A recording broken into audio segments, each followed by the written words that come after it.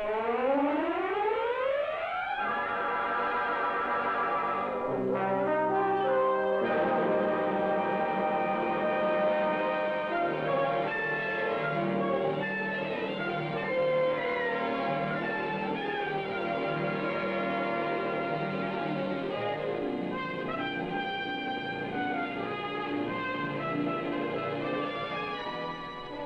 recent years, a new dimension has been added to flying: vertical flight by helicopter. The very speed on which the aeroplane depends can sometimes be a handicap. Only a helicopter can hover. Only a helicopter could reach this storm-bound lighthouse. Vertical movement was man's first vision of flight. For centuries, he tried to copy the free, controlled flight of birds and insects. He hadn't the eye of the slow-motion camera to follow the subtlety of wing movement of birds, such as the hummingbird, but his attempts were brave enough.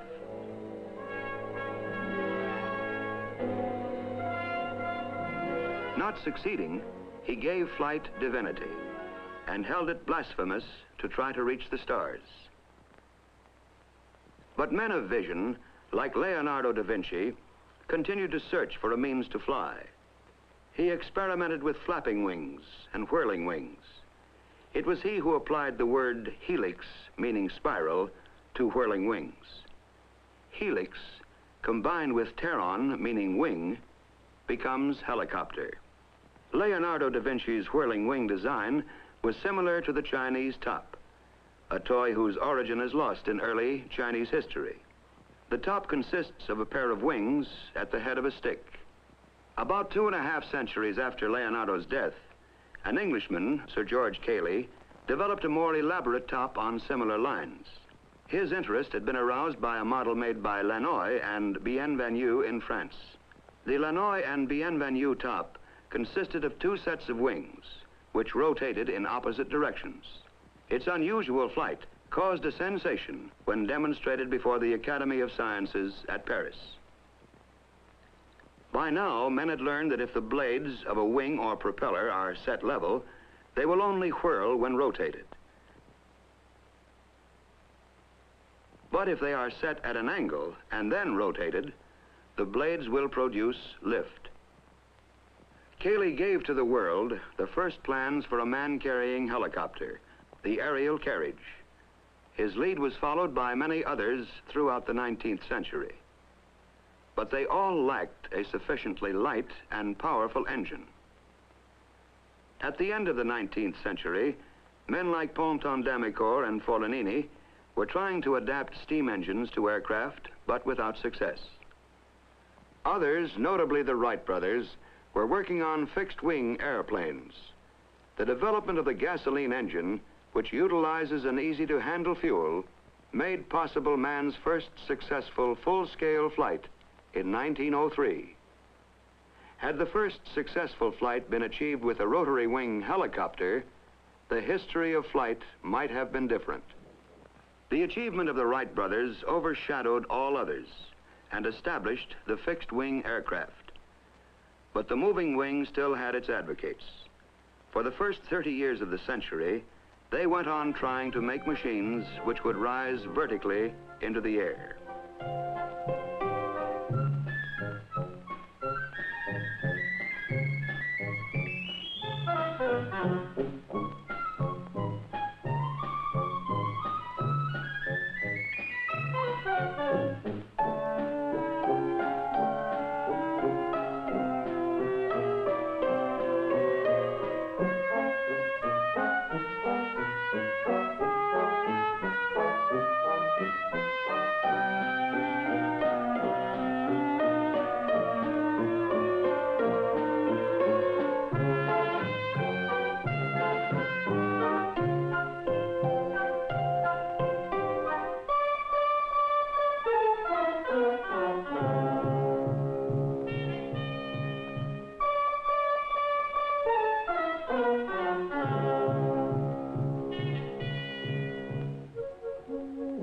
In 1907, Breguet produced the first helicopter to leave the ground with a pilot aboard. The machine was unstable, but it did prove that the rotating wing aircraft was feasible.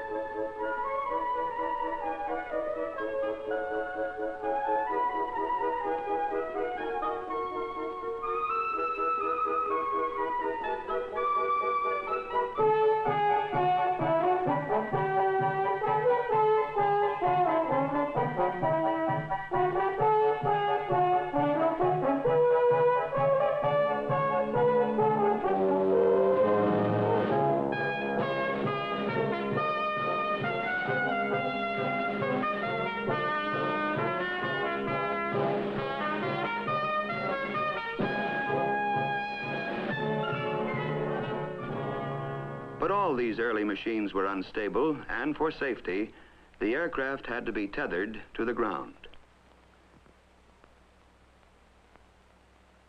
The stability of a rotary wing aircraft is particularly difficult. First, the rotation of the blades tends to make the body of the machine turn in the opposite direction. This can be counteracted either by a small vertical tail rotor driven by the same engine as the main rotor, or by two sets of main rotors revolving in opposite directions. Secondly, when the machine moves forward, one blade of the rotor is moving with the airflow, while another is moving against it. The airspeed of a blade increases as it turns towards the nose. This produces unequal lift and therefore instability. The answer to this problem was to hinge the blades so that they could flap and could also speed up or slow down relative to each other. Juan de la Cierva discovered this and so managed to smooth out much of the irregularity of lift. This solved another problem. As the blades of the rotor are no longer rigidly fixed, they are held in position only by centrifugal force. The whole structure is therefore relieved of a great deal of strain. The Cierva aircraft, like this C-19, all use this principle of the flapping blade, but they were not helicopters. They were autogyros. In an autogyro, the propeller produces forward motion, and the rotor is turned by the aerodynamic forces acting on it, and not by the engine. The autogyro was in fact an airplane on which the wings were replaced by a rotor.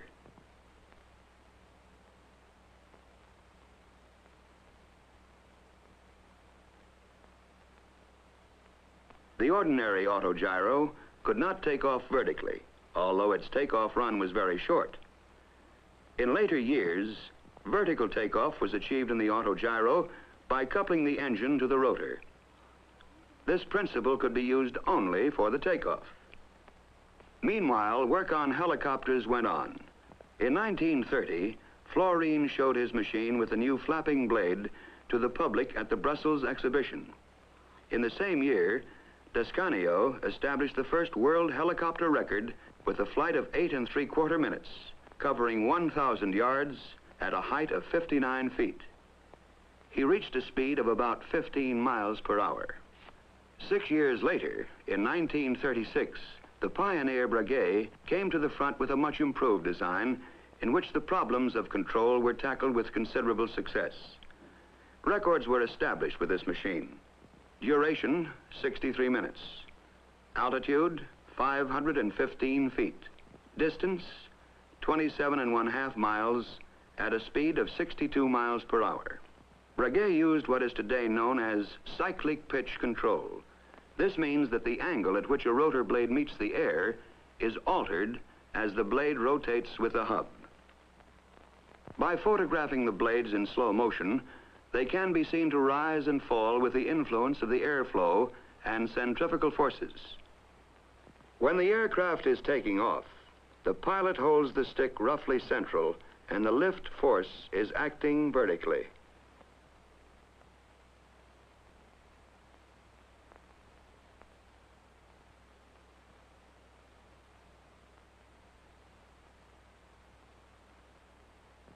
The pilot moves the stick forward. The advancing blade, furthest from the camera, decreases in pitch and flaps downwards. The retreating blade, nearest the camera, increases in pitch and flaps upwards. In effect, the rotor is tilted forward. It thus becomes the means of accelerating the aircraft forward as well as the means of supporting it in the air. The pilot decides to turn to the right. Stick right. The blade on the left flaps up. The blade on the right flaps down. The aircraft goes into a right-hand turn. In 1937, the first really successful helicopter, the Fokker Achilles, was announced. The flexibility and control of this machine were demonstrated when Hanna Reich flew it inside the Berlin Sports Stadium. Then another of the pioneers, Igor Sikorsky, who had been working on helicopter design from the beginning of the century, achieved success in America. All these discoveries helped to produce the helicopter as we know it today. It's still curious to look at, but it can fly in a way even surpassing the flight of birds. It takes off and lands vertically, hovers in the air, and even turns a full circle over the same spot. Helicopter design is constantly progressing. The precision of control is something of which D'Ascanio could only have dreamed. The British Bristol 171, a single rotor type, carries 3 passengers as well as the pilot.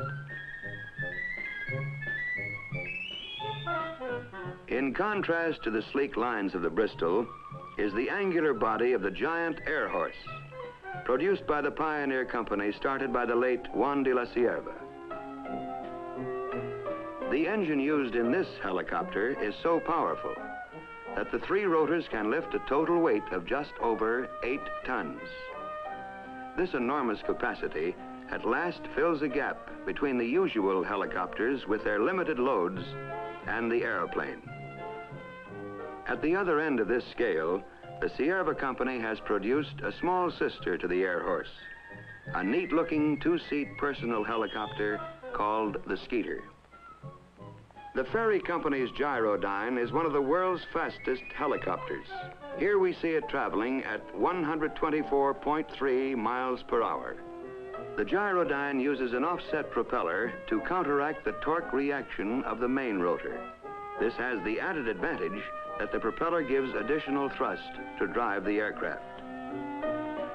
In France, Louis Breguet, one of the leaders of helicopter technique, designed this 3-seater using superimposed contra-rotating rotors. A development of the pre-war German Fokker Achilles, keeping the original rotor configuration, has been made by Sud-Est and is designed to carry 6 people. Another French company, Sud-West, have developed an experimental helicopter with a rotor driven by jets at the blade tips. One of the attractions of the jet-driven helicopter is that as the driving force is at the tips of the blades, there is no torque reaction to correct, and tail rotors and such devices are not needed. Jet-driven rotors have also been developed in America.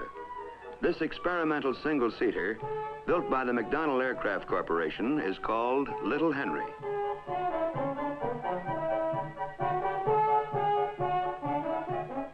The no-hands flying of this Hiller Hornet demonstrates well the great stability of helicopters employing jet-driven rotors. Helicopter types and designs are unending. The silhouette of the Sikorsky S-51, one of the first helicopters to go into large-scale production, is familiar throughout the world. It flew the first certificated U.S. helicopter airmail route, speeding airmail from the Los Angeles airport to the downtown post office and on to adjacent communities.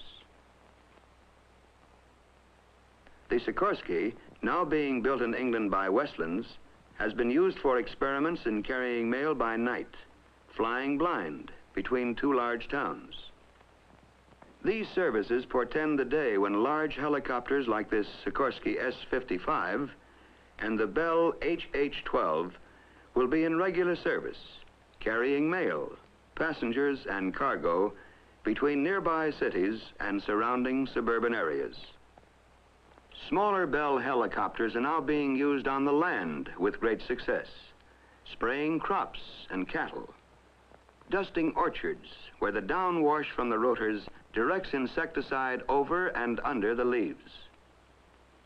Rotor downwash is also used for a strange form of harvesting. It's a simple way of gathering walnuts which can't be damaged by their forceful descent. The helicopter is serving in the expansion of our vital oil reserves, transporting exploration parties swiftly and economically to hard-to-reach locations. In addition, it can also serve as a work platform for precise geological readings.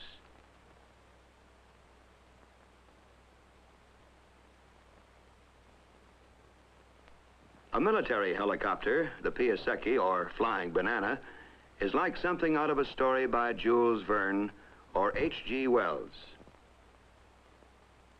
The Kaman, a military trainer, employs twin intermeshing rotors. These eliminate the necessity of a tail rotor. For emergency rescue, the helicopter is unrivaled. It can transport the injured to a hospital or the stranded to safety, whether the scene of emergency is battle-torn terrain or the expanse of a storm-swept sea.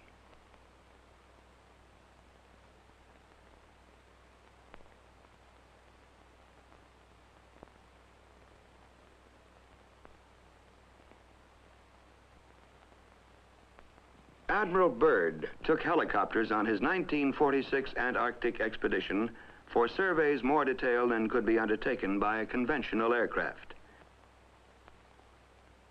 A good example of a small helicopter with an all-round view is the Hiller 360 with its Perspex bubble front. It is excellent for police control of traffic, aerial inspections, and similar work. The helicopter has provided new vantage points for the tourist. There is no better way of seeing the Grand Canyon.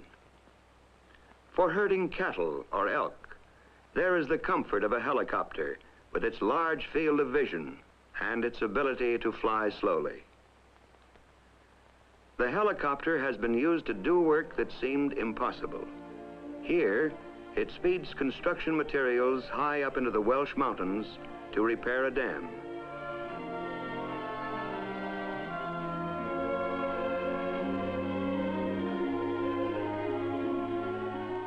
Yes, the helicopter has arrived. Prehistoric to look at, but so versatile that it fills an important gap in transport. Rotary wing flight is now a reality. The helicopter is part of a fantastic future in which you and I may fly about in our own private aircraft. But we must not be led astray by a dream. The helicopter will not supplant the car or the airplane, but as chemists and engineers continue their unending search for better fuels and lubricants for flight, for lighter and more powerful gasoline engines, for more efficient jet engines, and for improved airframe designs, the helicopter will enable us to fly with a freedom we've never had before.